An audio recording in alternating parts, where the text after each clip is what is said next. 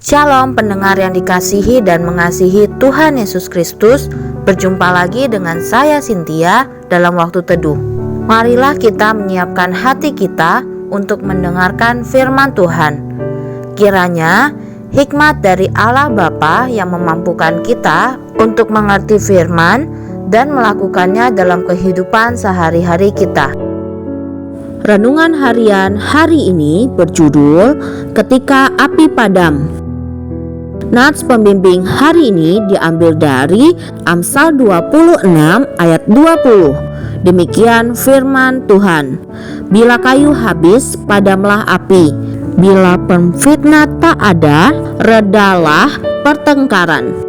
Bacaan Alkitab hari ini diambil dari Amsal 26 ayat 17 sampai 28. Demikian firman Tuhan.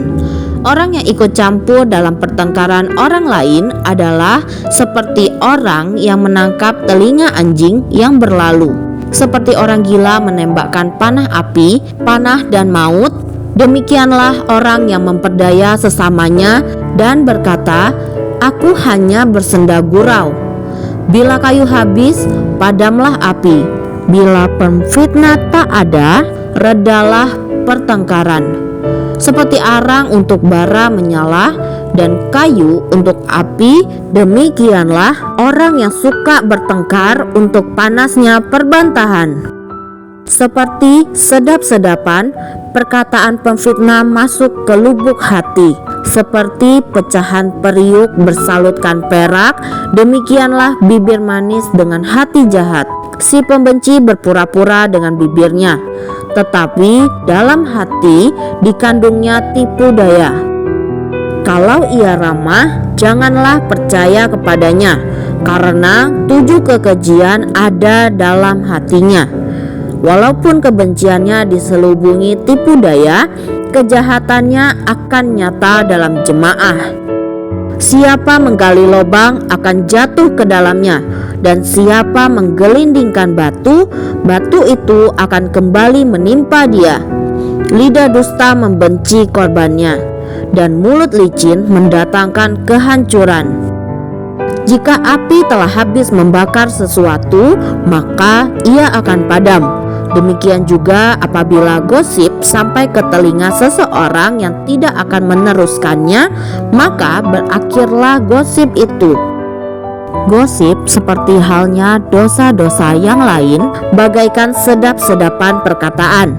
Amsal 26 ayat 22. Kita senang mendengar dan menceritakannya kepada orang lain karena rasanya mengasihkan. Gosip berakar pada keinginan kita untuk menyenangkan diri sendiri. Saat kita menjelek-jelekan orang lain, kita menganggap seolah-olah diri kita lebih baik. Karena itulah penyebaran gosip sangat sulit dihentikan.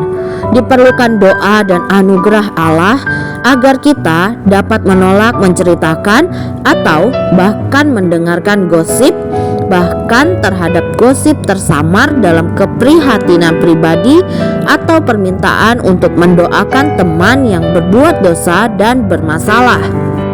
Kita perlu memohon hikmat dari Allah agar kita dapat mengetahui kapan harus berbicara, apa yang dibicarakan, dan kapan kita perlu menutup mulut. Karena di dalam banyak bicara pasti ada pelanggaran. Tetapi siapa yang menahan bibirnya berakal budi. Amsal 10 ayat 19. Kerap kali lebih bijaksana apabila kita tetap diam atau tidak banyak mengucapkan kata-kata. Namun, apabila kita harus berbicara, marilah kita membicarakan hal-hal yang membangkitkan semangat dan mendorong orang lain untuk lebih dekat dengan Allah, dan bukan hal-hal yang akan melemahkan dan melukai mereka.